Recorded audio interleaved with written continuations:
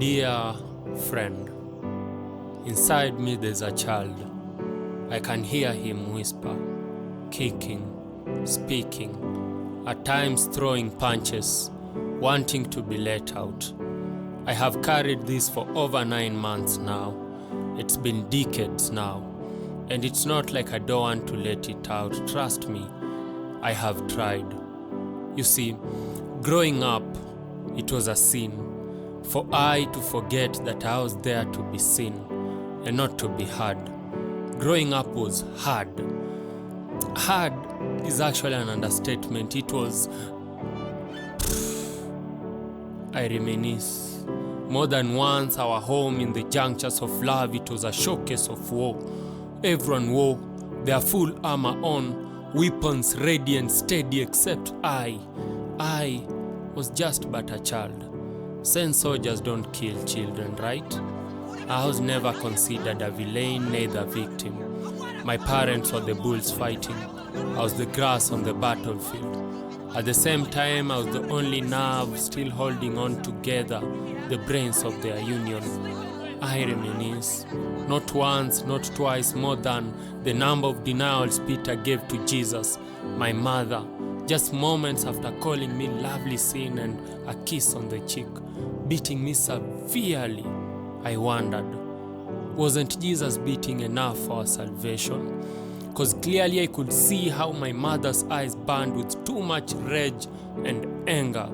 Too much to have been caused by merely forgetting to lock the door on my way out.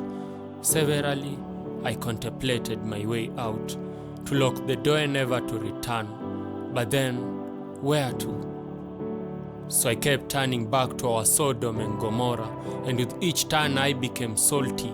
I became so bitter with life. My mother, my father's punching bag, and I, my mother's punching bag. The circle doesn't continue. It stops with me. Once I tried to intervene when my father was relieving his stress on his punching bag. To date, my body has scars to show for it.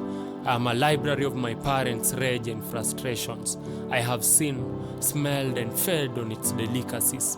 But when the books are in bad quality, it's definitely the publishers, not the libraries, that are summoned. When they decided to separate, my opinion was trivial. I remained mute, even when the authorities ordered my life, my own life, to be placed under my mother's custody. I'm not sure if I would have chosen my father if I had been asked, but I am sure I wouldn't have chosen my mother.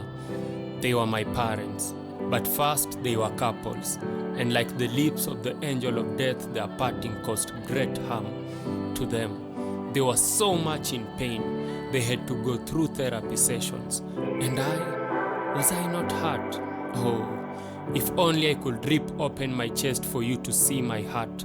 You'll see scars as old as my age. Scars with imprints of daddy issues, imprints of mommy issues, scars with imprints of how love shouldn't be in the place of how love should be. Trauma is a ghost that keeps visiting whenever there's room. And the question is never whether the glass is half full or empty. The question is, or should be, are you emptying or filling up the glass?